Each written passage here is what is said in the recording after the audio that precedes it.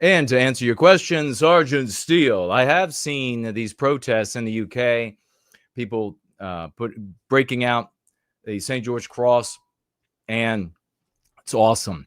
The energy is awesome. We need to get the lexicon to those people, or this can be driven into the ground, turned against other whites. We've seen it so many times before.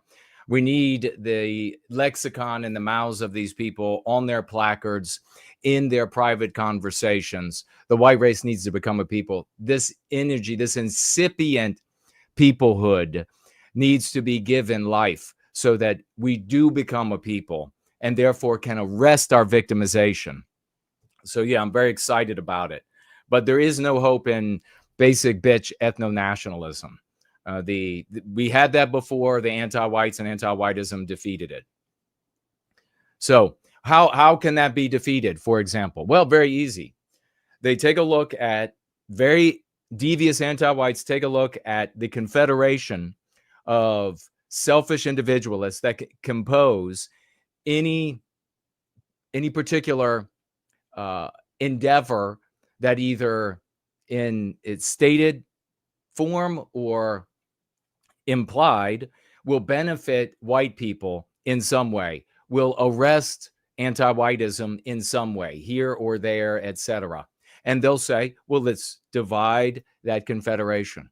We'll just say what this group needs to hear to cleave them from, and we'll say what that group needs to hear to cleave them from. And we will instigate the passions that these two different groups have against each other so that they will go at each other instead of us. But you see, there is a way to defeat this. And that way to defeat this is by using the lexicon of Go Free. Because if everyone in that endeavor is focused on arresting our victimization as white people, then the anti-whites can't break us apart. The anti-whites can't say to one group of us, hey, whatever your needs are, we'll say what you need to hear to get you out of this fight, to weaken those who are pushing against us. It's too easy any other way. This is the only way. White people need to stop imagining that they can succeed in some way other than the only way that works in multiracial environments. And that is by being a people based on your birth. That is the most powerful way to achieve this. And that is going to be the only way. There can be little brush fires. And I spoke about that years. In fact, I'm recalling a speech that I gave to nationalist types many, many years ago, where I talked about, would you want the conservative movement to win? Would you be happy with that outcome? And a lot of them at the beginning of the speech were like, yeah, well, why wouldn't I? Well, why wouldn't I? But by the end of the speech, they all said, no, actually, I would not want that. Because it means the total white erasure of our norms and the total biological white erasure of Western kind. If conservative politics wins, if nationalist politics win, then it means the total white erasure of our norms, the total biological white erasure, because none of it is being based on our birth. If it's not based on our birth, if the unity is not based in our birth, then our norms cannot be defended as our genetic biospiritual projection into the world. And for all those out there who can't get it, I'm sorry for you. Learn what a prophet looks like. I don't have to ride into town on a donkey. This is what it looks like. Somebody said in the live chat, how did you know all the way back then? Because I'm a prophet of God. That's how I knew. Because, I mean, I am so rationally minded. I am so logical.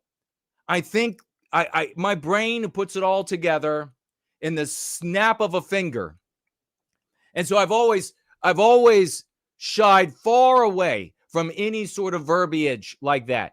But the problem is that when you talk and you break things down to people who can't put all those points of light together, They just get intimidated, and they get upset and angry that they couldn't figure it out.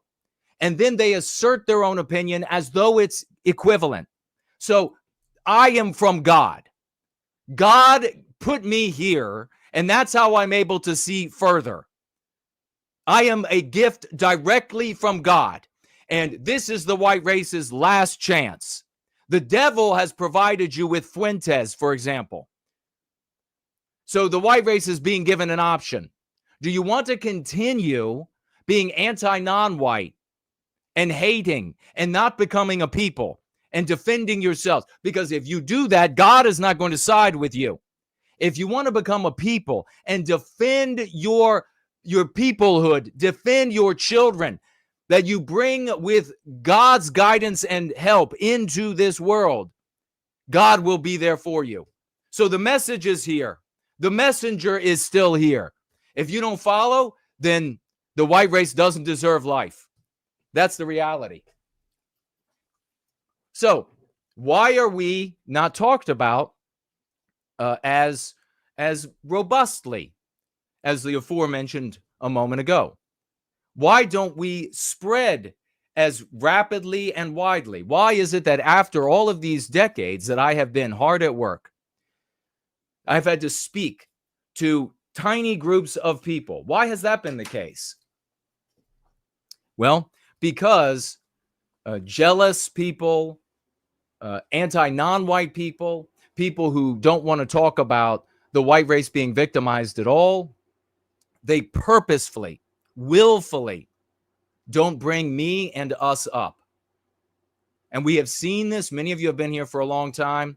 This is going to be a little bit upsetting for some of you.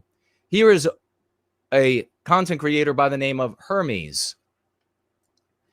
And he just did a set of interviews with Arvel in Return to the Land.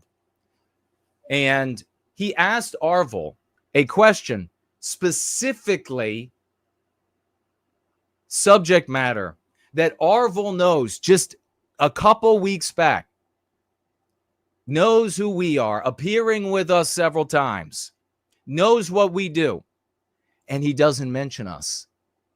This is why it's so challenging and difficult for us to reach people. Not only are we killed with silence, that's the nice thing that so many in the white sympathetic sphere do, but then we are slandered by the remainder. So let's have a quick look at this question. How that Hermes asked, how do we get rid of white guilt?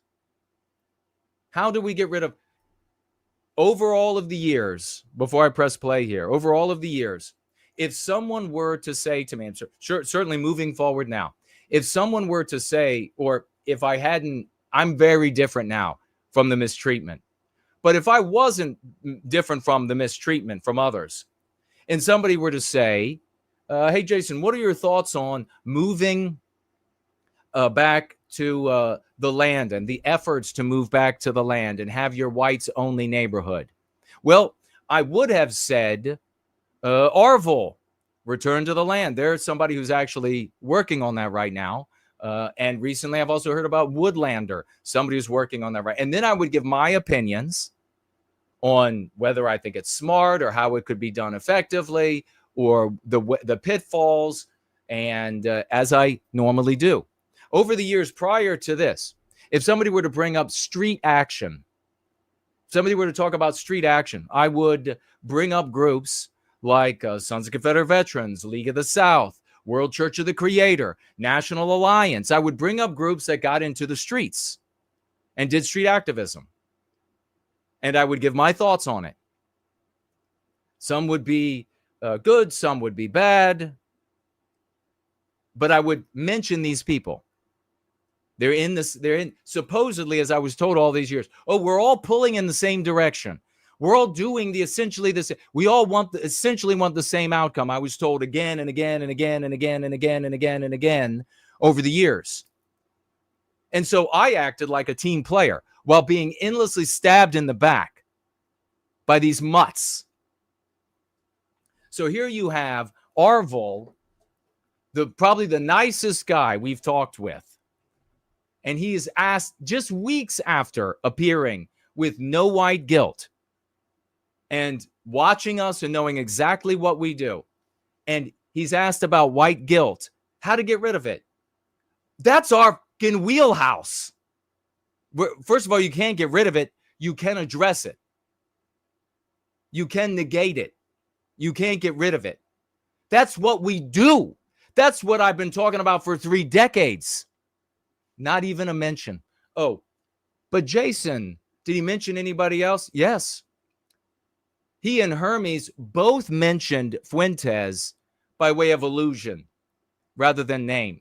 And I think that probably is the case because Hermes has a channel on YouTube, and he probably thought to himself, any positive comment about Nick Fuentes will cause me to lose my channel. So instead, they both imply, they're like, you know who we're talking about. The guy who's 1/4 non-white. So they both mentioned Fuentes.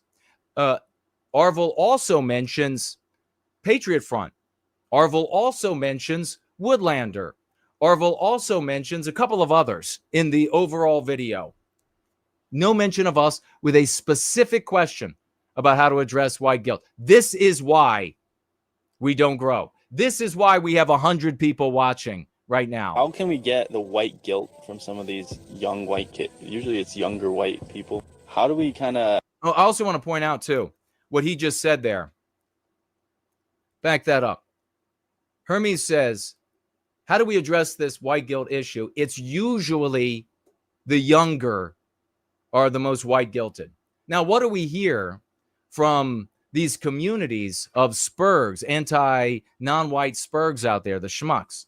They say, oh, well, this is the most, Gen Z is the most based generation ever. They're lying to you. Elijah Schaffer is lying to you. When they tell, they're just grifting on their audience. When they tell you this is the most based, it's going to take over the world. It is the exact opposite. They are not the least anti-white. They are the most anti-white. And so here you have Hermes. This guy's, on his channel specializes in going out and interviewing people on the streets. And there's a little curveball for us here before we jump off of this subject in just another moment. But here he is saying it's usually the young.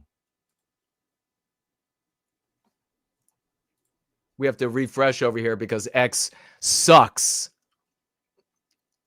Can we get the white guilt from some of these young white kids? Usually it's younger white people. How do we kind of start making them proud of their ancestry? Well, I mean, that's a big ask when already they have shame. Going straight from shame to pride, it's like flipping the switch from one extreme to the other.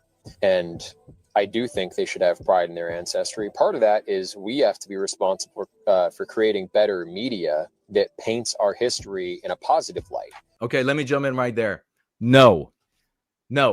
I've heard this argument for many years, going all the way back. People saying we have to do not attempt to compete with the established anti-white media. They will destroy you every time. If you don't have a morality to draw a new morality that supplants the anti-white morality in your audience, that is, in my opinion, completely asinine. Let's just compete with them. Why don't we do the same thing with printing money? Why don't we do the same thing on and on? A fool's errand. It's childish. And the tools and how much it costs is totally immaterial. If you create a media today, if you create entertainment today, then who do you have to appeal to? What are the mores of the audience that is in resistance to the anti-whiteism? Well, it's the same people showing up at the National Justice Party. It's this now defunct, of course. It's the same people showing up in Fuentes community. You'll have to make what will entertain them. You need a new morality for your audience. So, I mean, a lot of white guilt is non-white groups got in to control our education system. And there you have the lie again. All of the problem is just the non-white people. Non-white people got in charge of this. How did they get in charge? How did they get in charge? How do they own everything? Well, I mean, care to answer that? Could it be because the white race was working with them? Selfish, individualistic whites, because we don't have a people, we're working with them, enabling them, being enriched by them, empowered by them, and then defeated by them. Why? Because the white race operates as selfish individualists, but the non-white groups coming in, at least percentages of their overall groups, act as a people. They work together.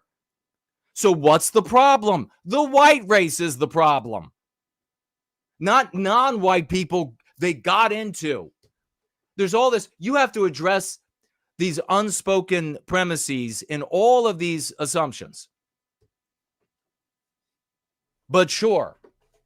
So how difficult would it have been for Arvel to say, you know, there's actually a community that specifically focuses on this. It's the no white guilt guy in that community. But here are my views on it. How difficult would it have been? Zero. This was willful. Don't even bother to try to tell me otherwise. This was willful because you bring up activism and Patriot Front immediately comes out of his mouth. You bring up other return to the land operations and Woodlander and others immediately come to his mouth. You bring up the overall movement and communicating new ideas, and Fuentes immediately comes to his mouth. So don't tell me this was anything other than willful. And this is why year after year that this absolutely lucid and pure endeavor for the well-being of white people, the only one that has ever succeeded, the only one that has ever bettered the lives of any white human beings that then go on to effect white positive change in their worlds, in Canadian courts, in police departments in Colorado, mainstream media, all over the place, is this one. And yet Arvel doesn't say shit. That is willful. That's why it's an uphill climb. This is the ostracizing and the killing Jason Köhne and the Go Free Project with silence. And this is the nicest, fairest guy in the white sympathetic sphere. Willfully ignored a specific white guilt. How do we address the white guilt? Well, I was just on this no white guilt guy's channel. He's got a whole practice for it. He's got a whole book. They have tons of successes. Let me give you my views now. Fuck that. So now you get to see firsthand. The curtain is pulled back. This is what it looks like. Now magnify that by tens and tens and tens of thousands of conversations across the white sympathetic sphere. Public like this, but far more of them private, obviously. And it doesn't matter how much we do. They won't cite us. They won't celebrate us. We're all in this together, Jason. We're all pulling in the exact same direction. We need to work together. Yeah, how about fuck you? Working together. This is how I've been treated. The Lord sends you a prophet and the remedy, and this is how I'm treated. Every single time. System, our media, they wrote our textbooks, they made our movies.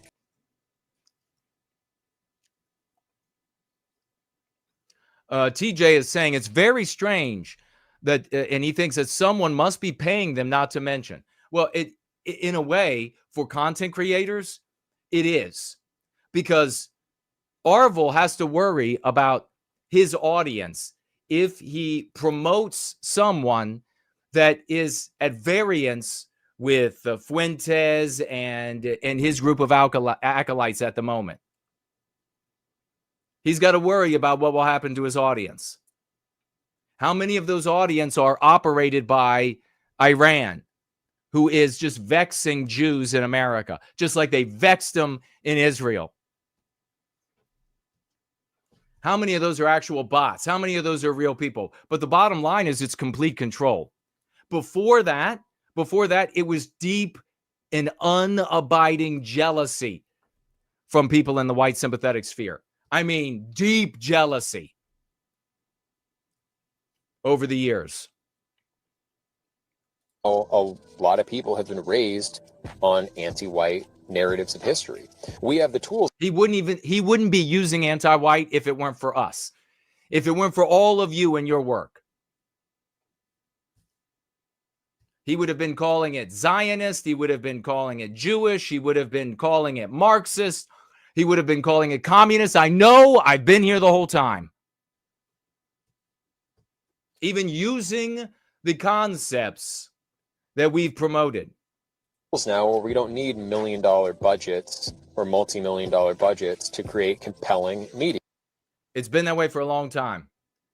The bar for creating compelling media is not the money. And by the way, they have all the money in the world. So if money can benefit them, then you'll have to compete against that. The bar is not, can you make media with little money? That's not the bar. The bar is what Hollywood can produce. That's the bar. And more pointedly, what your audience is going to be composed of. Either white positive people or anti-non-white people or cucks out there.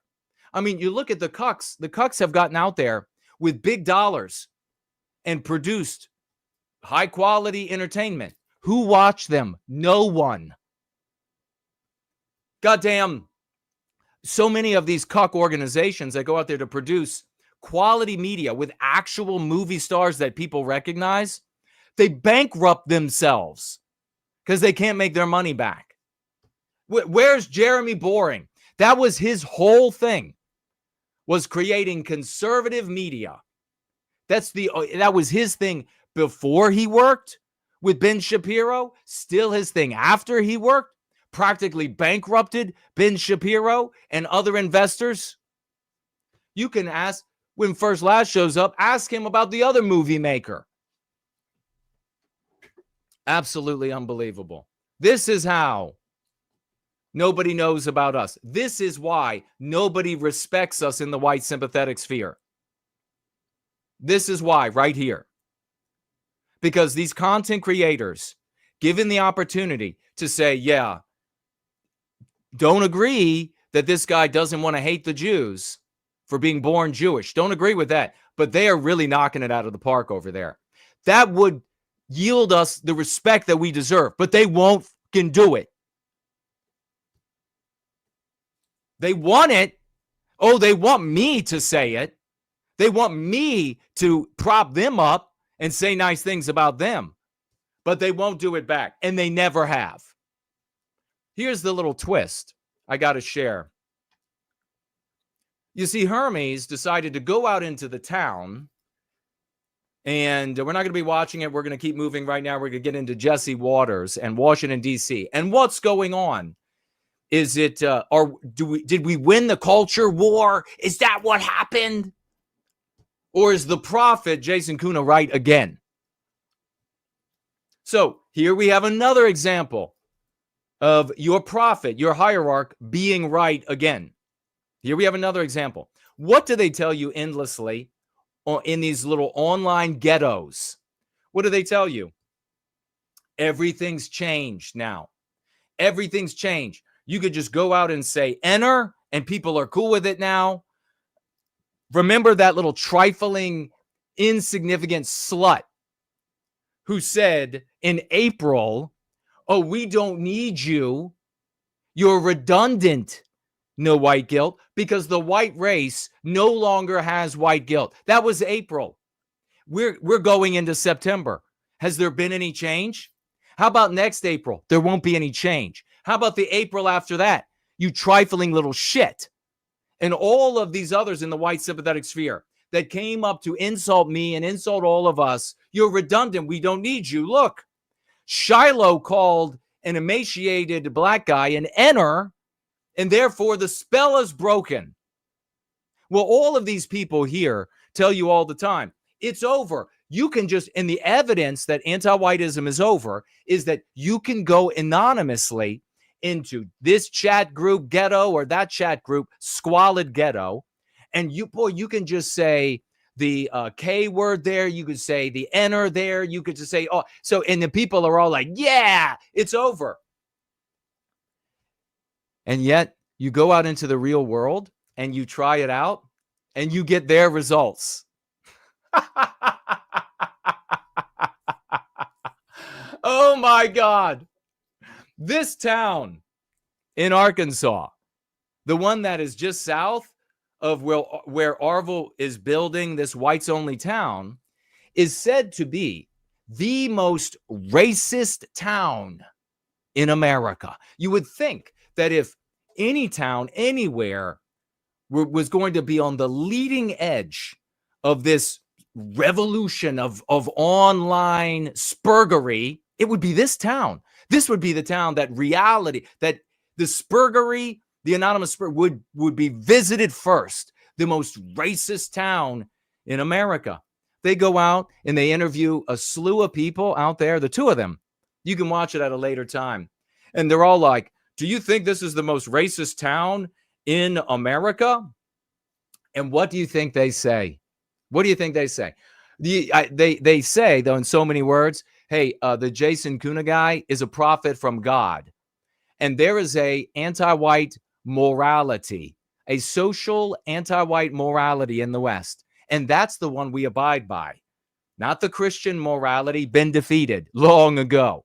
Not the Christian, not some other nationalist morality, no. They all say there, of course we're not racist. Of course we're not. Well, we have people here of all race. You could have been in San Francisco. You could have been in Los Angeles today. This is the most racist-based town in all of America, which means it's going to be the most racist-based in all of the world. And everybody there saying things like, Arville says, do you think, to one woman, do you think there can be an all-black community just for black people? Yes, absolutely. Do you think there could be one for an all-white one? No, I'm not going to comment on that. Nope. Not going to comment. In the most racist town in America. Played out. I loved the reality. Smacking them in the fucking mouth was delicious.